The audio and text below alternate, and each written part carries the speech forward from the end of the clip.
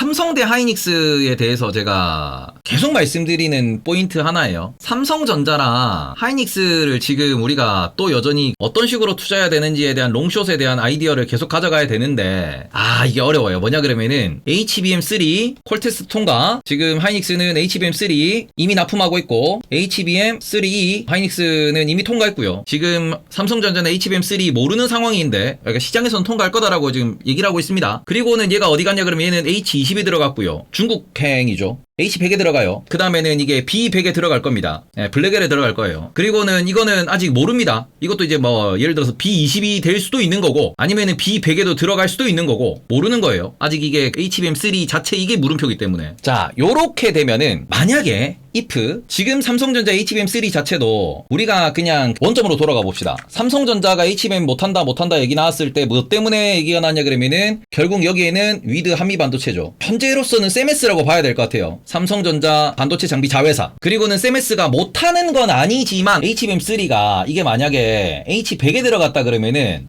한미반도체 없이도 셈스만으로 얘들 만든 애가 된 건데 아니에요. 그러니까 물론 이건 HBM3 같은 경우에는 이미 뭐 이렇게 뭐 배정이 다 돼 있다라고 하면은 다음 블랙엘 같은 경우에는 이제 블랙엘에 대한 제조 공정 단에서부터 TSMC, 엔비디아, 하이닉스, 삼성전자 같이 들어가잖아요. 그러니까 지금 우리가 중심은 TSMC입니다. TSMC가 납품을 하는 거야. 이 그 TSMC 같은 경우에 그래서 이 제품을 본인들이 이제 코어스라고 부르는, 요렇게 많이 들어봤죠. 코어스라고 그냥 이제 지들이 이제 이 패키징을 하는 건데 거기다가 어떤 거를 어디다 넣어줄까 그걸 지금 이제 선택을 하는 거야. 어떤 걸 어디다 넣어줄까. 근데 하이닉스랑 삼성전자의 반도체가 완벽하게 동일할 수는 없기 때문에 우리가 그 스마트폰도 그게 있잖아요. 스냅드래곤이 들어간 거랑 엑시노스가 들어간 게 있습니다. 완벽하게 똑같진 않잖아요. 그거랑 같은 것처럼 이게 삼성전자에서 만든 혹은 마이크론에서 만든 혹은 하이닉스에서 만든 HBM이 스펙이 다 다를 수 있어요. 워낙 이게 첨단 반도체다 보니까. 삼성전자는 SSB100이라고 표현을 하고 이제 하이닉스는 SKB100이라고 표현할게요. 이렇게 했을 때 요 두 가지가 엔비디아의 퀄을 통과를 할 수 있냐, 그리고는 이 부분에 있어가지고 이게 글로벌 유통됐을 때 고객들한테 문제가 없게 되냐. 우리만 하더라도 뭐합니까? 엑시노스 들어있으면 안 사잖아.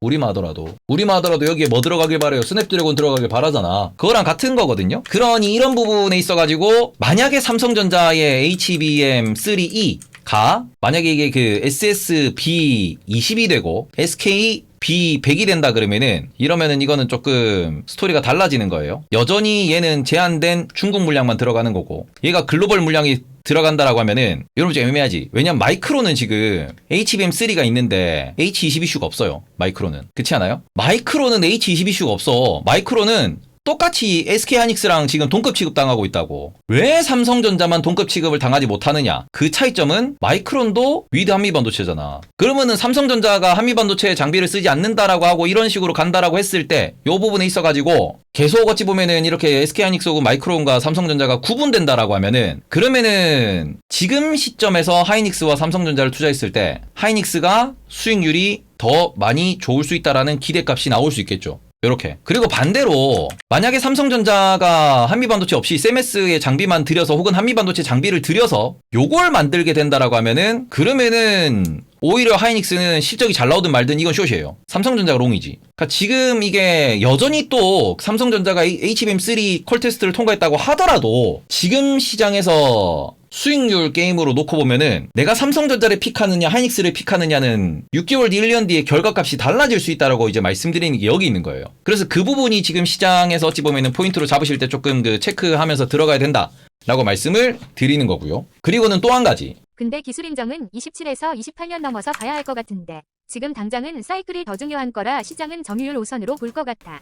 점유율 우선으로 본다. 그것도 저는 하이닉스가 더 우위에 있다라고 생각을 합니다. 그 부분도. 그러니까 물론 저는 그 여러 가지를 고려했을 때 하이닉스가 좀 더 좋지 않을까라고 생각을 하는 건데, 지금 그 다음 단계로 보셔야 되는 거는, 그래서 수율은 이렇게 볼 수 있어요. 삼성전자가 이 B100에 들어가냐 마냐 HBM3가 통과된다라고 했을 때 요게 1단계, 요게 첫 번째 단계. 요거는 굵직하게 씁시다. 여기에 들어갈 수 있냐 없냐 요게 첫 번째 단계야. 요게 1단계. 원. 두 번째 단계는 뭐냐 그러면 수율. 요거예요. 투. 자, 그럼 수율 얘기를 해봅시다. 지금 수율 기준에 마이크론의 수율이 안 좋다라는 거는 이미 마이크론 아이 할 때 시장에 밝혀진 내용이고, 그러다 보니 오히려 수율이 안 나오면은 이거는 영업이익률에 직격탄이 되는 거죠. 그러니까 우리가 그 하이닉스가 이거 그 하나에 10,000원에 만드는데 삼성도 그걸 하나에 얼마에 만드노? 우리 20,000원에 만드는데요. 근데 하이닉스는 10,000원에 만드는데 그럼 난 10,000원 주고 살 낀데 너가 팔 끼가? 적자 보고 팔게요. 이렇게 되는 거란 말이야. 이게 그러니 이게 지금 어찌 보면 이 영업이익률이라고 하는 이게 이제 수율과 연결이 되는 거고, 그러니 요 부분에 있어가지고 수율이 마이크론이 안 나온다 그러니까 마이크론은 오히려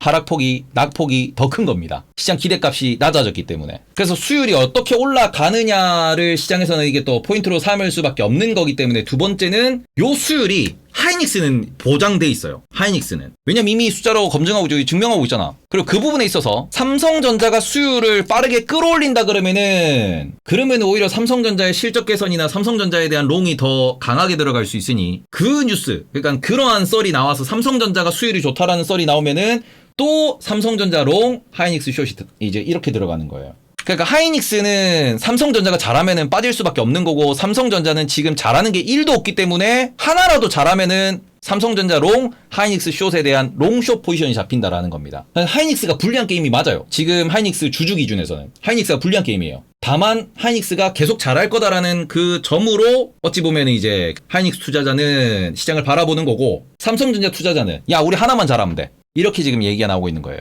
하나만 잘하면 돼. 그러니까 그게 있다라고 좀 보셔야 될 것 같고, 그리고는 여기에서 이제 요거는 좀 논외의 논점이긴 한데, 세 번째, 이게 삼성전자가 조금 이 게임에서 불리한 이유, 세 번째, 경기 침체 이슈는 하이닉스에는 전혀 영향이 없어요. 이게 제일 핵심이지. 왜냐면 하이닉스의 지금 최대 매출은 결국 세 가지거든요. 하이닉스의 최대 매출은 뭡니까? 1번, 얘들 지금 낸드 사업부가 돈을 잘 벌고 있다. 2번, D램에서 돈을 잘 벌고 있다. D램과 연결되는 HBM. 요거 해가지고 두 개 묶이는 거잖아요. 그래서 얘네들은 결국 하이닉스는 반도체로 돈을 버는 애예요. 근데 삼성전자는 제일 돈 많이 버는 게 뭐야? 삼성전자의 돈 제일 잘 버는 사업은 아이러니하게도 스마트폰이에요. 돈 제일 잘 버는 사업이 스마트폰이에요. 두 번째로 얘네들이 지금 얘기 나오는 게 하이닉스가 가고 있는 반도체고요. 그리고 세 번째는 가전입니다. 여기서 문제가 되는 건 뭐냐 그러면은, 경기 침체로 스마트폰 판매량은 줄어들 수 있습니다. 가전 판매량은 줄어들 수 있어요. 그래서 경기 침체까지 고려해보면은 삼성전자 vs 하이닉스 했을 때 좀 더 하이닉스가 반도체만 보면 되잖아. 반도체만 보면 되잖아. HBM도 AI로 들어가는 거고, 낸드도 최근에는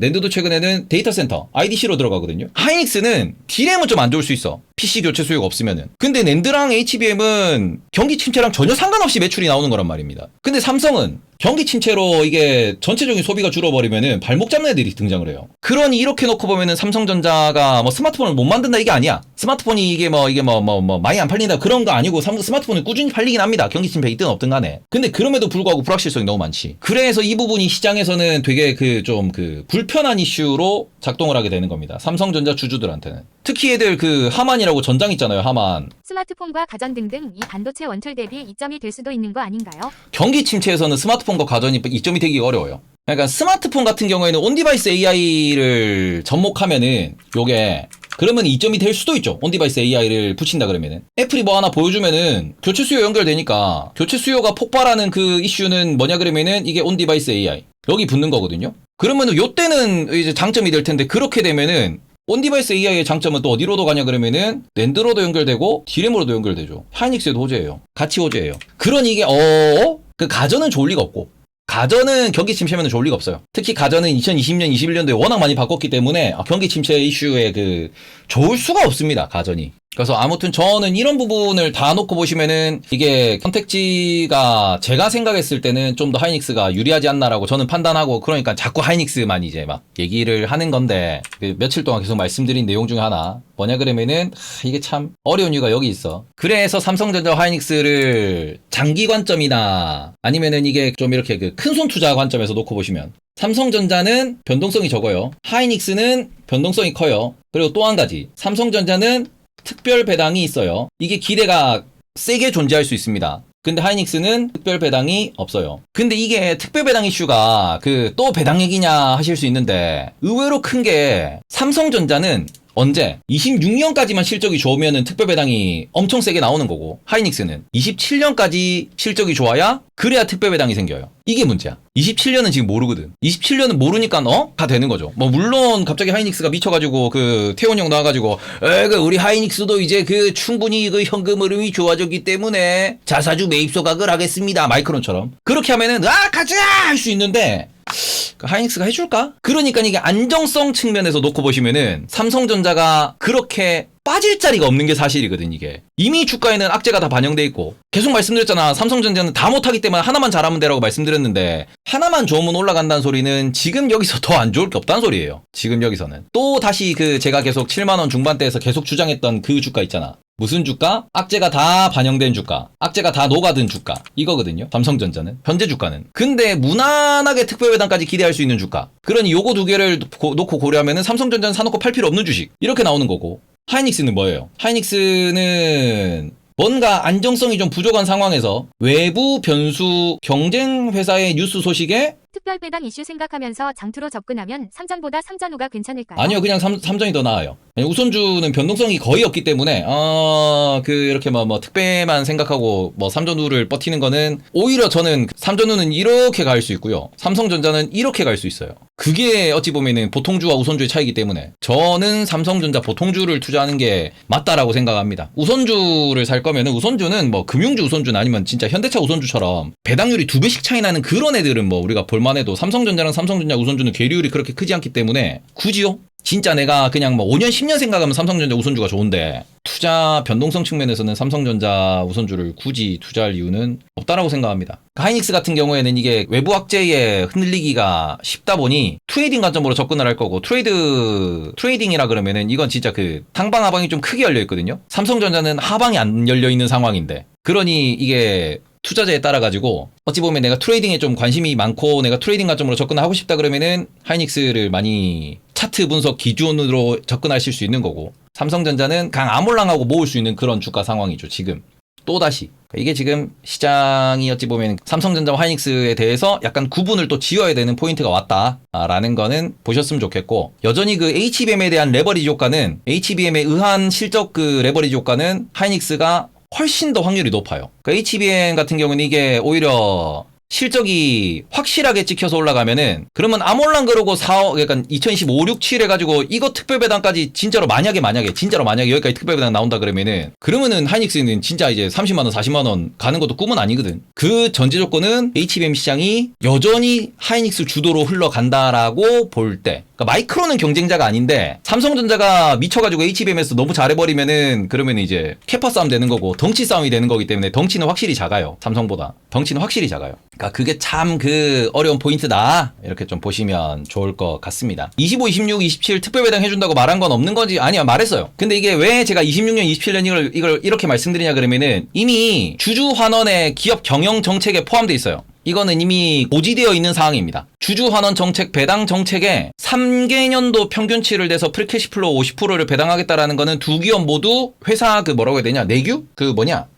정관에 포함되어 있어요. 그러니까 저는 그 부분 때문에, 그쵸, 만약에 진짜 AI 반도체가 27년까지 28년까지 좋다 그러면은 하이닉스는 진짜 여기서 날아가는 거지. 날아간다고 볼 수 있지. 현금 흐름이 어마어마한 산업이니까. 근데 아직까지 26년도 27년도에 대한 실적에 대한 확신이 없어요. 26, 27년에 대해서. 요거 확신이 들어야 하이닉스는 이제 어찌 보면 26만원이라고 하는 그 전고점을 뚫을지. 제가 하이닉스 전고점은, 하이닉스가 저 25만원이 뚫고 올라가려면은 26년도에 대한 전망, 26년도에 대한 가이던스가 진짜 튼튼해야 돼요. 그럼 뚫고 가는 거예요. 25만원이라는 저 위로 올라가려면은 26년 실적이 진짜 좋다라는 시장에 약간 그 심리가 확 들어오면은, 그러면은 저거 뚫겠지만, 그거 아니면은 저거 쉽게 못 뚫을걸요? 쉽게 못 뚫어, 저거. 그거는 조금 체크를 해보시면서 일단 스토리를 말씀드렸는데, 저는 국내 빅테크들 서버 바꾼다고 해놓고 자기들 어닝 때문에 수명 미뤘음. 서버는 그럴 수 있어요. 서버는. 근데 AI는 지금 저는 그 관점으로 안 봅니다. 약간 이게 말 그대로 그냥 데이터 센터 기준으로 생각을 하면은 그거는 비용을 절감할 수 있으면 절감하는 게 맞거든? 데이터 센터는? 근데 AI에 대한 투자는 저는 세대 교체가 발생을 계속하고 있는 중이라서 그런 일이 발생하지 않을 거라고 생각합니다. 적어도 말씀드려보자.